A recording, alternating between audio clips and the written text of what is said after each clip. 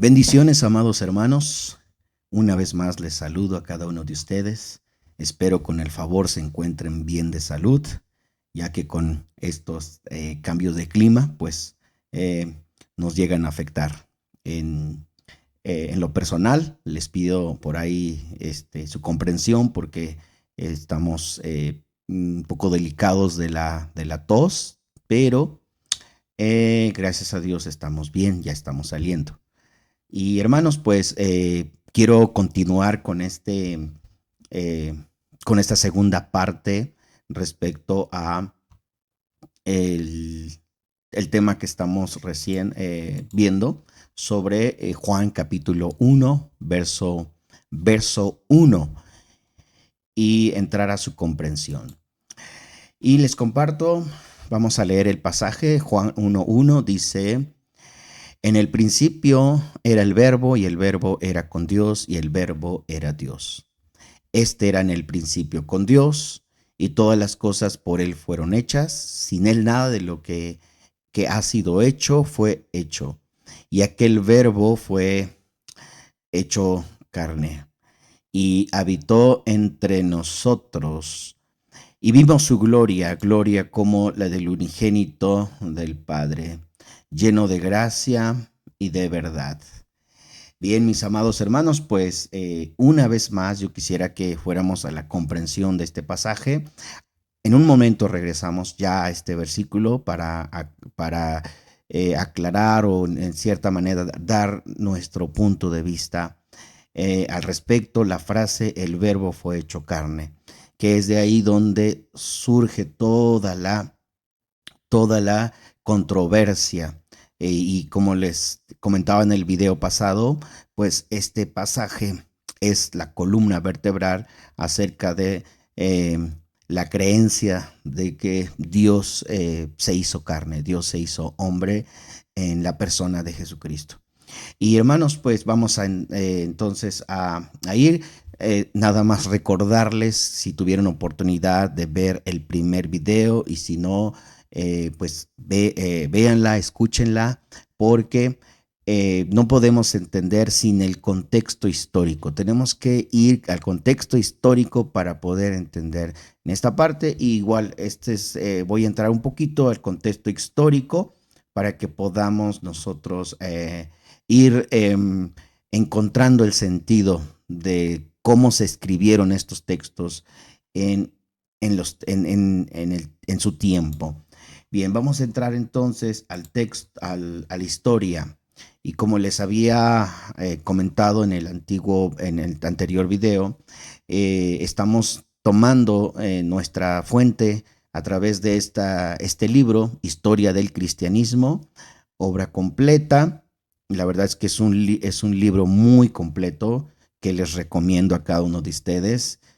Si alguien no lo tiene, con toda confianza pueden mandarme un mensajito y con su correo electrónico, y con todo gusto se los hago llegar. La verdad es que es muy completa y con mucha información que nos va a ayudar en este sentido. Bien, en lo que nos ocupa al tema de Juan, capítulo 1, verso 1, nada más quisiera como contextualizar un poco.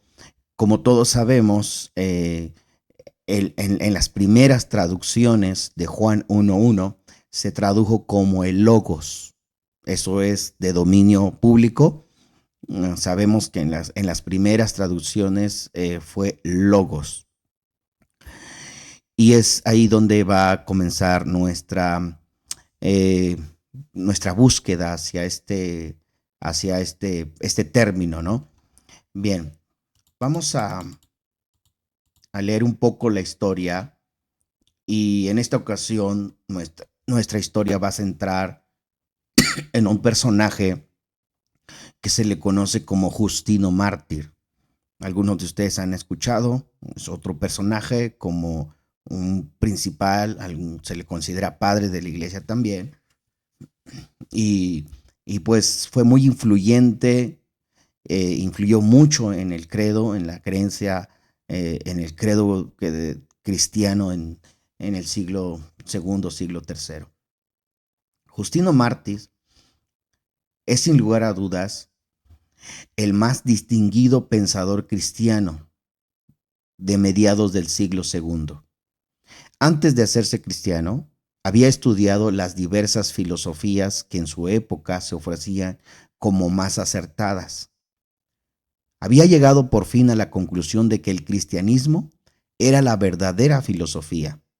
Al convertirse al cristianismo, Justino Mártir no dejó de ser filósofo, sino que se dedicó a hacer filosofía cristiana.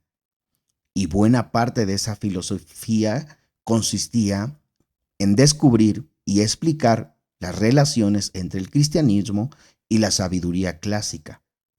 Por lo tanto, Justino no albergaba hacia esa filosofía los mismos sentimientos radicalmente negativos de su discípulo Tasiano. Esto no quiere decir, sin embargo, que Justino haya comprometido su fe o que fuese un cristiano de escasa convicción. Pues cuando le llegó el momento de testificar de Cristo ante las autoridades imperiales, lo hizo con toda firmeza. Por lo tanto, la posterioridad se le conoce con el horroroso nombre de Justino Mártir. Justino ve varios puntos de contacto entre el cristianismo y la filosofía pagana. Muy importante notar. Justino ve varios puntos de contacto entre el cristianismo y la filosofía pagana. Los mejores filósofos, por ejemplo, hablaron de un ser supremo que se encuentran por encima de todos los demás seres y de la cual todos deriva su existencia. Sócrates y Platón sabían de la existencia de la vida entre la muerte física. Y Sócrates mostró la fuerza de esa creencia en su muerte ejemplar. Platón también sabía que en este mundo no agotada la realidad, sino que hay otro mundo de realidades eternas. En todo esto, los filósofos tenían razón. Justino no está completamente de acuerdo en ello, puesto que él sabe que, por ejemplo, que el centro de la esperanza cristiana no es la inmortalidad del alma, sino la resurrección del cuerpo. Pero a pesar de estas y otras diferencias, hay coincidencia. ¿Cómo explicar entonces este acuerdo parcial entre los filósofos y la fe cristiana? Justino lo explica acudiendo a la doctrina de Logos. Muy importante, Logos. Recuerden que Juan 1:1 en sus primeras traducciones ha sido: en el principio era el Logos y el Logos era con Dios y el Logos era Dios. Bueno, sigue diciendo, el término griego Logos quiere decir tanto palabra como razón.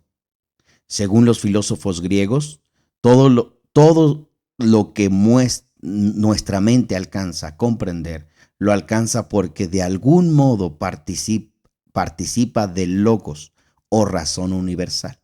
Por ejemplo, si podemos comprender que 2 y 2 son 4, esto se debe que antemano en nuestra mente, como en el universo, existe un logos, una razón, un orden, según el cual 2 y 2 son 4. Ahora bien, lo que los cristianos creen es que en Jesucristo es el logos, y esa es la palabra que aparece en el prólogo del cuarto evangelio, que se ha hecho carne. Lo que Juan 1:14 nos dice es que la razón fundamental del universo, el verbo o palabra logos de Dios, se ha hecho carne en Jesucristo.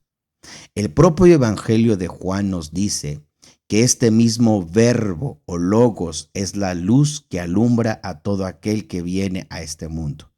Esto quiere decir que Él es la fuente del todo conocimiento verdadero, aún antes de su encarnación. Ya Pablo había dicho en 1 Corintios 10:1-4, que los antiguos hebreos no habían creído en otro sino en Cristo. pues de algún modo misterioso Cristo se les había revelado aún antes de su encarnación.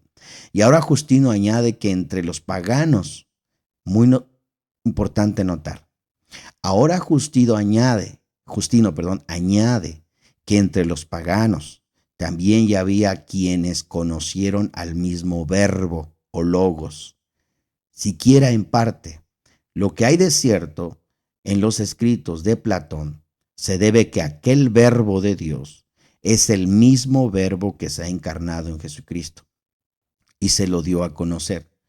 Por lo tanto, en ciertos sentidos, Sócrates, Platón y los demás sabios de la antigüedad eran cristianos, entre comillas, pues su sabiduría les venía de Cristo, aunque solo conocieron al verbo parcialmente, mientras que nosotros los cristianos le conocemos ahora tal cual es, en virtud de su encarnación y su vida entre nosotros.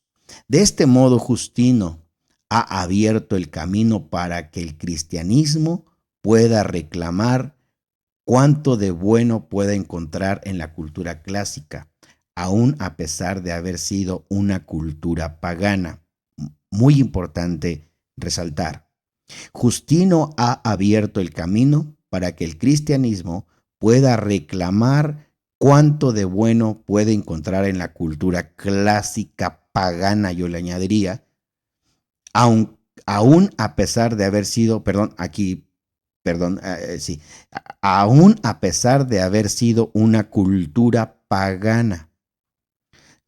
Siguiendo en su inspiración, pronto hubo otros cristianos que se dieron a construir puentes entre la fe y la cultura de la antigüedad pagana, una vez más. Empero su obra y los peligros que acarrió corresponden a otro capítulo. Bien, espero haya sido comprendible todo lo que leímos, ya sin necesidad de extender la explicación, pero nada más tomando en cuenta, bueno, parafraseando un poquito lo que el historiador nos dice, es de que Justino Mártir estaba de acuerdo con los pensadores griegos que de alguna manera trataron de combinar las creencias. Había entonces, en la época del primer siglo, del segundo siglo, la idea de logos de la razón, del el pensamiento, la idea de entender de cómo es que las cosas habían existido, de cómo es que las cosas existieron, y los filósofos, tanto Sócrates como eh,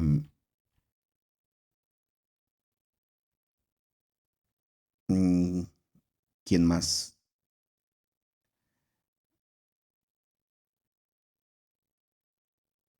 Tiene acá, a ver, es Sócrates y, ay, discúlpenme, Platón, sí. Platón y Sócrates eh, argumentaban de la existencia de las cosas por medio del logos, que ese logos es la razón de la existencia de todas las cosas. Y pues los cristianos como Justino Mártir adoptaron esta misma idea de logos, de la razón. Bien, más adelante ya nosotros encontramos lo que ayer compartía y quisiera que lo viéramos.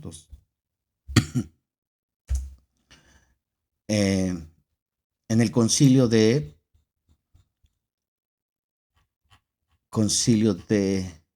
Calcedonia, quisiera que una vez más nos adentráramos un poquito en lo que sucedió en este tiempo, en el concilio de Calcedonia. ¿Cuál es lo que se definió en el concilio de Calcedonia.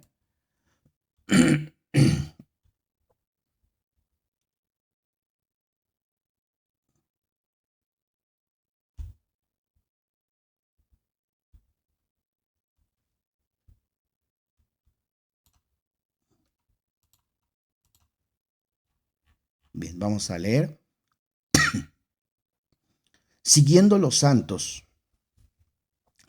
padres, enseñamos a toda luz una vez de confesarse uno y el mismo Hijo, nuestro Señor Jesucristo, el cual es perfecto en divinidad y perfecto en humanidad, verdadero Dios y verdadero hombre, de alma racional y cuerpo consubstancial al Padre, según la divinidad, y asimismo consubstancial a nosotros según la humanidad, semejante a nosotros en todo, pero sin pecado, engendrado del Padre antes de los siglos, según la divinidad.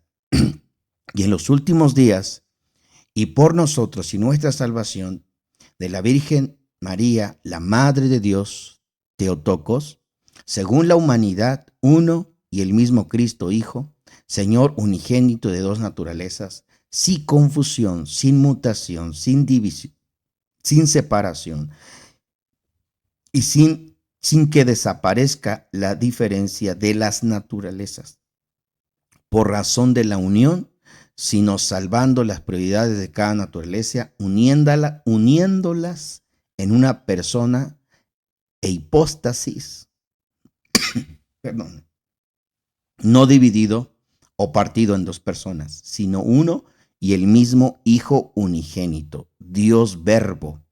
Ahí usa Logos, Dios Verbo y Señor Jesucristo, según fue dicha acerca de él por los profetas de antaño, y nos enseñó el propio Jesucristo y nos la ha transmitido del credo de los padres. Bien, aquí quisiera que resaltáramos estas definiciones que se dieron. ¿Cuál es el objetivo del concilio de Constantinopla? No, perdón, de Calcedonia, en el año 433. El objetivo es resaltar la naturaleza del Hijo, siendo pues consubstancial al Padre, es decir, de la misma substancia de lo que ya venía en el primer concilio de Nicea, pero acá todavía se eleva más la deidad de Cristo. Y lo que nos toca analizar en esta parte es la humanidad y la divinidad, la unión entre la humanidad y la divinidad, que fue lo que se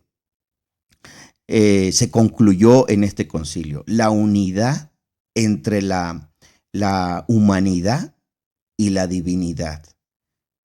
Un solo Dios, como hombre y al mismo tiempo como Dios. Una vez más voy a leer. Siguiendo los santos padres, enseñamos todos a una voz que ha de confesarse uno y el mismo Hijo, nuestro Señor Jesucristo, el cual es perfecto en divinidad y en perfecto en humanidad, verdadero Dios y verdadero hombre. Aquí es lo que yo quiero resaltar. Y bueno,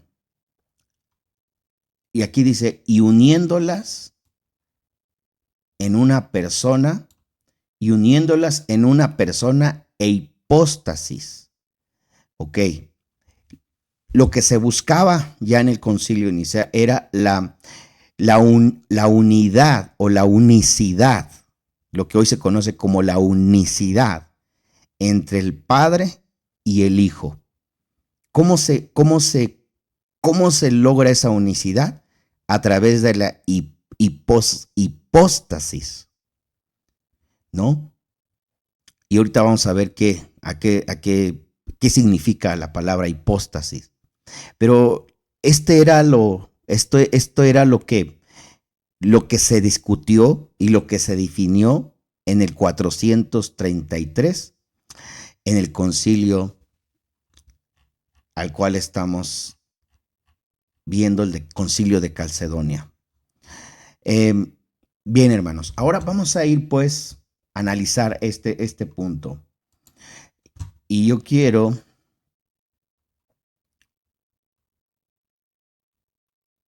ahora que veamos esto. Bien, según entonces, el verbo se hizo carne. Lo que dice Juan 1:1. El verbo se hizo carne. La definición de Calcedonia es que hay dos naturalezas. En Cristo hay dos naturalezas. La naturaleza humana y la naturaleza divina. Como hombre, es hijo de hombre, muere, sufre, llora, es tentado, etcétera, etcétera. Todo lo que humanamente vivió Cristo. Como Dios, es eterno, omnipresente, omnipotente, omnisciente, infinito, etcétera. Es decir, todos los atributos comunicables e incomunicables de Dios que hemos estudiado anteriormente. Técnicamente esto es lo que nos dice. Pero, ¿cómo sucede esto según la teología? Vamos a ver lo que se le conoce la unión hipostática, que fue lo que se definió en el concilio de Calcedonia, la unión hipostática entre Dios y la humanidad de Cristo. Esa unicidad, esa unión, esa unicidad, lo que hoy se le conoce como la unicidad, que ahora quiero llegar a eso más adelante, pero ese es el término de la unión hipostática, la unicidad entre la deidad y la humanidad. La unión hipostática, pues dice, el uso más común del término hipostático es el ámbito religioso que se refiere a la unión hipostática, a un concepto crucial en la cristología. Describe la unión de las dos naturalezas, divina y humana, en la única persona de Jesucristo. Esta unión, según la doctrina cristiana, no implica una mezcla o confusión de las dos naturalezas, sino una coexistencia perfecta e inseparable en las personas, el Verbo, Jesucristo, que es plenamente Dios y plenamente hombre, sin que una naturaleza anule o disminuya a la otra. La naturaleza divina se unió, lo que se conoce como unicidad ahora, se unió a la humana en la persona del Verbo, la segunda persona de la Trinidad. En el concilio de Calcedonia, en el 451 después de Cristo, uno de los concilios ecuménicos más importantes definió dogmáticamente la unión hipostática, afirmando que Jesucristo es uno y él mismo, Cristo Señor, Hijo único en dos naturalezas, sin confusión, sin cambio, sin división. Esta explicación lo tomé de un portal que se conoce como Biblia Todo. Ustedes pueden investigar. Ahí está. Esto es lo que cree la iglesia cristiana en la actualidad. Esto es lo que se enseña en los institutos bíblicos, la unión hipostática de Cristo con la deidad. Ahora, hermanos, pues habría que analizar si esto es de alguna manera encaja con la creencia o nuestra creencia. Si el Verbo se hizo carne y nosotros lo interpretamos como lo interpretó Justino Mártir mezclando estas creencias de Sócrates y de Platón, y él mismo argumentando que Platón y Sócrates parece ser que ellos ya conocían al verbo, o por lo menos tenían nociones del verbo, de logos. Pues es un sincretismo, es una mezcla de la filosofía griega, de la filosofía griega, quererlo implementar al cristianismo. Ahí lo tenemos clarito, es la historia, no es, ahí está. Creo yo que el historiador Justino, el historiador, ahí se me fue el nombre del historiador de ese libro, ¿verdad? Haya inventado semejante idea. Es la historia y hay documentos sobre eso. Entonces, esta idea de la unión de las dos naturalezas, tanto la deidad, Dios, uniéndose con el hombre, no es un concepto salido de las escrituras. Es un concepto tomado de la filosofía griega. Por ende, como mismo lo dice el historiador, aunque la filosofía griega era pagana, pero al final de cuentas tomaron parte para adaptarlo al cristianismo.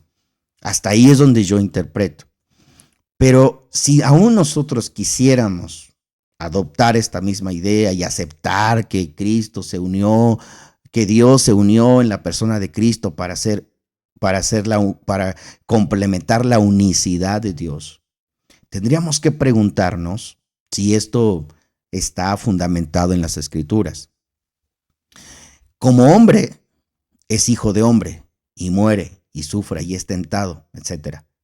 Como Dios, es eterno, omnipotente, omnisciente, infinito, etc. Es decir, todos los atributos comunicables e incomunicables de Dios. Ahora, el punto va a ser que esta idea no va a encajar con la fe, con los principios de la fe judeocristiana. ¿Cuáles son los principios de la fe judeocristiana? Los atributos comunicables e incomunicables de Dios.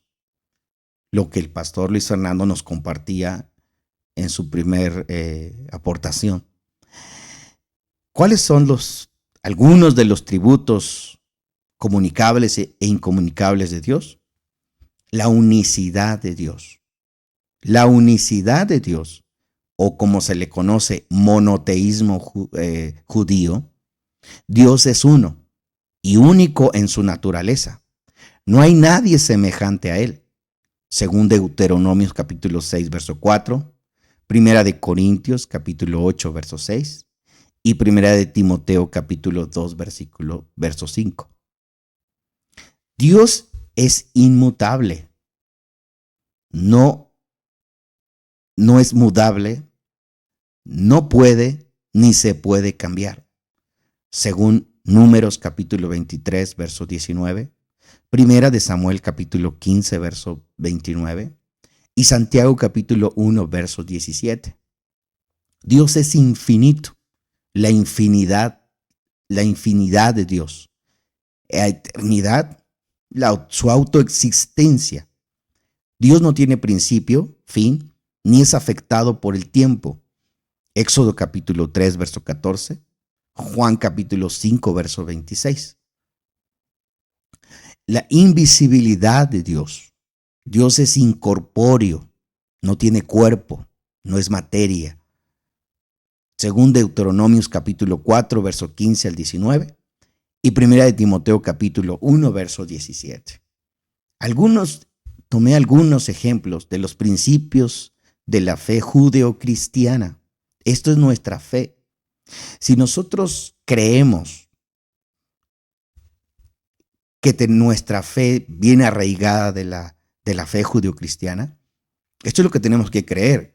El problema es que la teología o la teoría de la unión hipostática, el que Dios se haya unido en la persona de Cristo para ser uno mismo, hay un problema que nos adentra que choca. Hay no un problema, muchos problemas que chocan con los principios de la fe judeocristiana. Primero, la unicidad de Dios, el monoteísmo judío.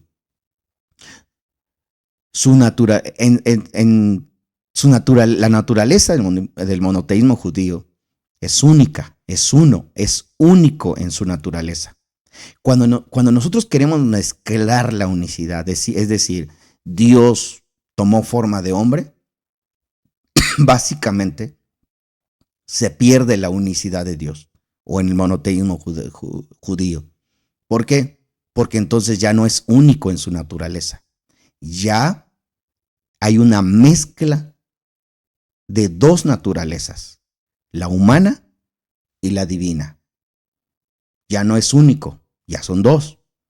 Entonces, ahí se rompe con esto y se va perdiendo el monoteísmo judío. Dios es inmutable. Dios no cambia. No hay variación en él. ¿Qué sucede cuando se adopta esta idea de la unión hipostática, de la unicidad que enseña esta teología o esta teoría? Cuando nosotros decimos que se unió lo divino con lo humano, ahí hay una variación. Ya hay una mutación, ya hay un cambio. Por lo tanto, ya no es aceptable esta fe judeocristiana. Se pierde por completo. 3, que es la infinidad de Dios, la eternidad, su autoexistencia. Dios no tiene principio, no es afectado. Cuando nosotros leemos Juan, capítulo 1, dice lo siguiente, verso 14, y aquel verbo fue hecho carne y habitó entre nosotros. La palabra fue hecho cambia todas las cosas. ¿Qué es lo que hicieron en el concilio de Nicea y en el concilio de Constantinopla? Es eliminar la palabra hecho y lo cambiaron por engendrado. Y ahí le dio un giro a todo. Es decir, invalidaron la escritura, violaron la escritura, quitaron esta palabra de hecho, porque cuando nosotros leemos hecho, es parte de la creación. Jesús viene siendo parte de una creación. Y lo que ellos no querían es que Jesús fuera una criatura. Y por lo tanto, eliminaron esta palabra. Si nosotros creemos como Juan creyó que aquel verbo fue hecho carne, entonces, déjeme, aquí está.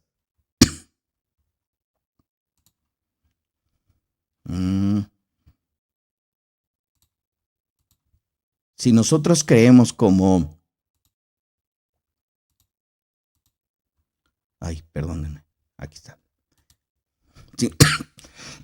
Si nosotros creemos como Juan dice que fue hecho carne, básicamente se desmorona la idea de la unión hipostática. ¿Por qué? Porque ya hay un ser creado, Cristo como un ser creado por el Padre. Y ahora vamos a entrar a definir lo que es Juan 1:1. Pero lo que quiero comentarles es de que si nosotros aceptamos lo que se definió en el concilio de Nicea, la unicidad, esta interpretación de la unión entre la deidad con la humanidad, básicamente se echa por debajo los principios de la fe judeocristiana, por completo. Y eso fue lo que pasó, lo que sucedió en los concilios. Echaron por debajo la fe judeocristiana, la fe de los apóstoles, de los discípulos de Jesús, que eran judíos y que habían aceptado a Cristo o habían creído en Cristo, judeocristianos o judeos mesiánicos, ¿verdad? Pues fue echado por tierra esa doctrina o esa enseñanza de los apóstoles.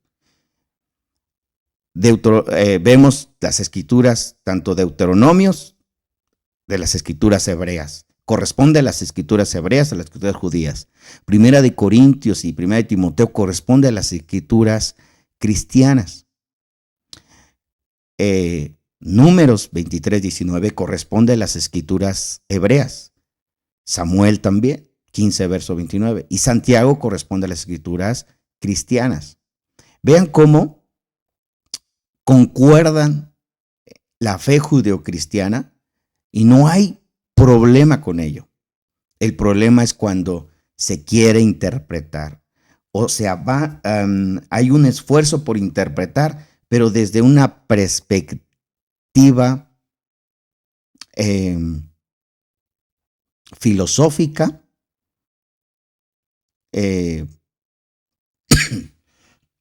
perdón, desde una perspectiva filosófica griega, no judeocristiana. Y ahí es donde nosotros tenemos que analizar si nuestra fe va a estar fundamentada en principios de la fe judeocristiana o en principios de la fe cristiana o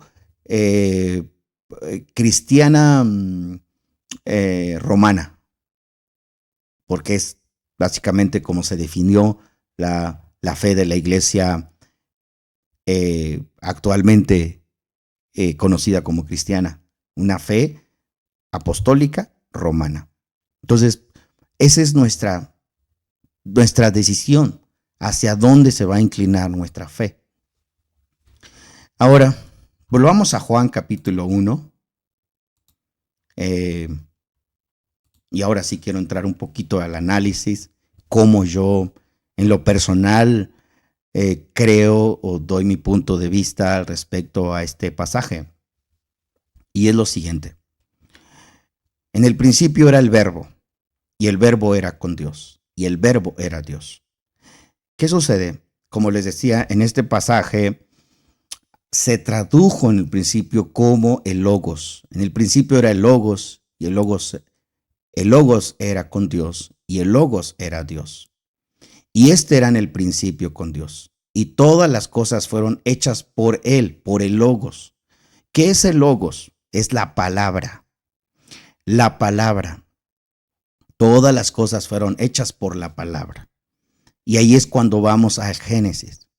En Génesis dice, y dijo Dios, sea la luz, y fue hecha la luz. ¿Qué quiere decir?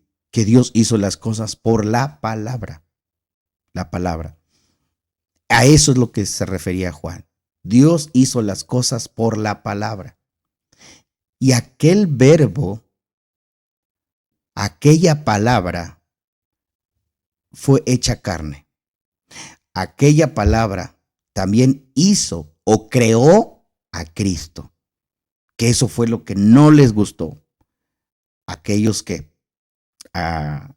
no les agradó ese concepto de aquella palabra fue hecho carne y eliminaron esa palabra. Pero aquella palabra fue hecho carne. Hay que entenderlo desde la perspectiva del primer siglo, cuando el Logos, como lo leíamos en la historia, el Logos era la sabiduría de ese tiempo, era lo que habían entendido, era que todas las cosas, según los filósofos de aquel entonces, habían creído que todas las cosas se creaban por el Logos. Había una razón de la existencia, había una razón del ser. Entonces Juan toma ese mismo concepto y dice, Logos es la palabra, por la palabra fueron creadas todas las cosas y por la palabra fue hecho Cristo. Por la palabra viene Cristo. No hay ningún problema con interpretar. Por la palabra fue hecho Cristo. Inclusive, la Biblia del oso, si alguien tiene la Biblia del oso, puede buscar, y dice en Juan 1:1, en el principio era la palabra, y la palabra era acerca de Dios, y Dios era la palabra. Esta era la palabra en el principio acerca de Dios. Todas las cosas por Él fueron hechas, por la palabra. A fin, ella nada de lo que ha sido hecho fue hecho. Aquella palabra fue hecha carne y habitó entre nosotros y vimos su gloria, y gloria como del unigénito del Padre, lleno de gracia y de verdad. Bueno, en esta traducción de la Biblia del oso es la palabra. ¿Qué es lo que trata de decir Juan? Todas las cosas fueron creadas por la palabra. Y Cristo mismo fue hecho por la palabra. Sin nada de lo que ha sido creado, no pudo haber sido creado por la palabra. ¿Qué es lo que quería argumentar Juan a los filósofos del siglo I? Cuando Juan escribe esta carta o este libro, es de cómo había un apogeo de logos, y ellos decían que por el logos fue creada el universo, que había una razón de la existencia por el logos.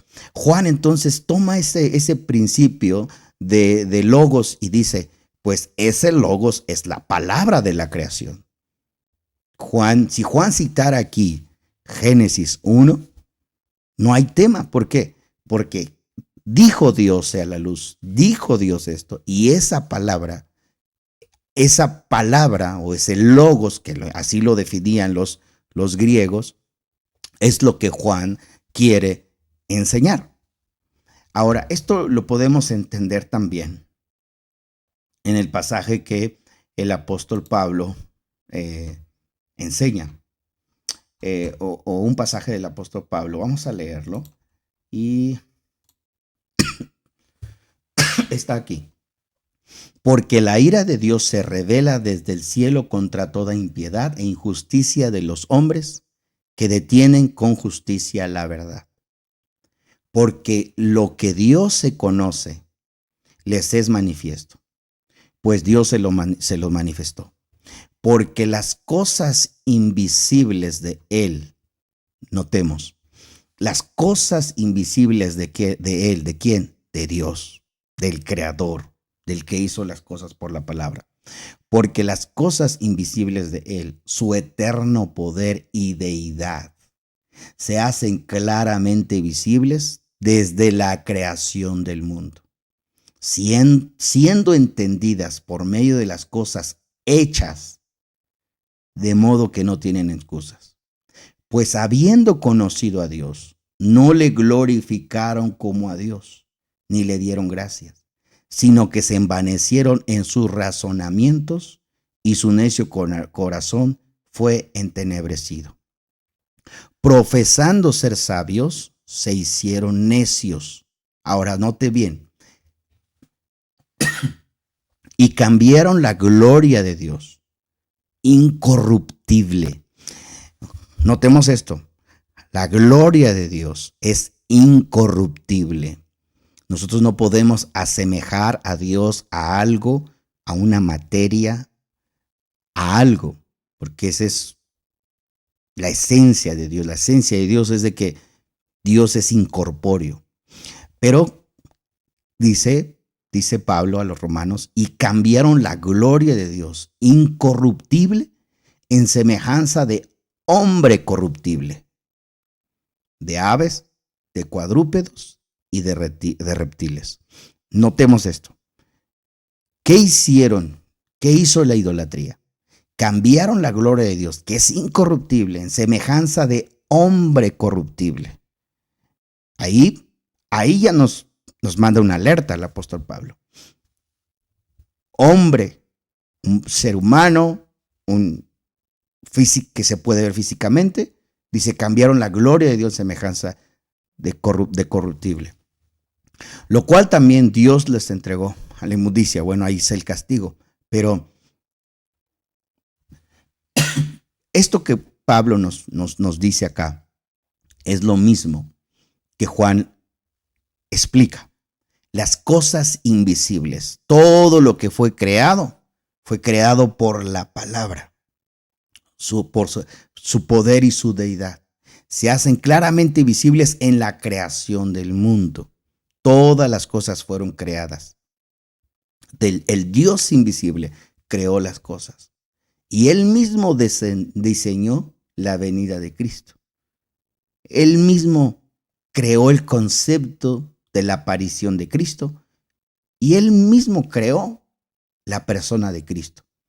Por eso dice, aquella palabra, una palabra no se puede ver. La palabra no se ve. Entendiendo desde el punto de vista de Dios, la obra creadora de Dios es la palabra. Y aquella palabra se hizo carne. Podríamos decir que esa palabra hizo al mundo. Esa palabra creó el universo. No hay ningún problema de interpretarlo de esa manera. El problema es cuando ya se interpreta desde un punto greco-romano, como lo pudimos constatar en la historia del cristianismo. Tan solo el hecho de que en el verso 14 dice, aquella palabra fue hecha carne. Cuando nosotros vamos al diccionario y buscamos qué significa la palabra hecho, es que tiene un comienzo, tiene un principio y que ha sido hecho por algo o por alguien. Y obviamente esto ya nos lleva a, una vez más, a nuestros principios judeocristianas.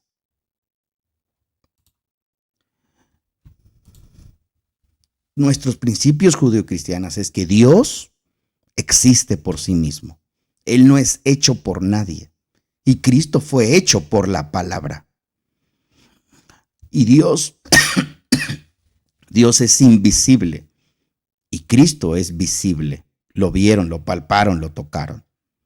Dios sí es inmutable, no cambia, no hay variación en él. Cristo nació, creció, vivió, murió, resucitó. Hubo cambios en él. Y mucho más cuando se cree que se unió la deidad con la humanidad. Hay una mutabilidad ahí. Como un Dios que se muta. A veces es hombre, a veces es Dios. Cuando habla como Dios es Dios, cuando habla como hombre es hombre. Ahí hay una variación, ahí hay una mutabilidad. La unicidad de Dios, el monoteísmo judío, de igual manera, es único en su naturaleza. No hay nadie semejante a él.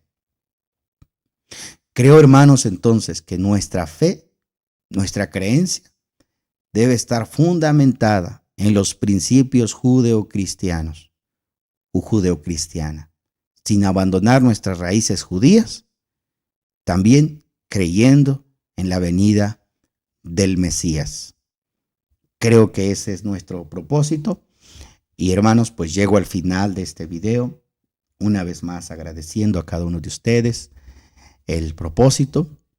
Vuelvo a repetir, como lo he dicho en repetidas ocasiones en los videos, esto es lo que yo he alcanzado a comprender en lo personal. No me considero un teólogo en las escrituras, no lo soy, ni el título lo tengo, pero es lo que yo he alcanzado a comprender. Y lo comparto con toda humildad y con toda sinceridad en mi corazón. Y hago un llamado a regresar a los principios judeocristianos, a voltear a ver a los apóstoles, voltear a ver las cartas apostólicas, las cartas paulinas, fundamentar nuestra fe, como dice la palabra de Dios, en los apóstoles y en los profetas. Pues bien, hermanos, Dios les bendiga a cada uno de ustedes, Dios les guarde. Y cualquier cosa, estoy a la orden de sus comentarios, a la orden de cualquier comentario, eh, eh, es, cualquier contribución es bienvenida, ¿verdad? Y bueno, pues a lo mejor me alcanza a compartir algunos otros videos y pues ahí los estaré enviando. Gracias a cada uno de ustedes. Dios les bendiga grandemente.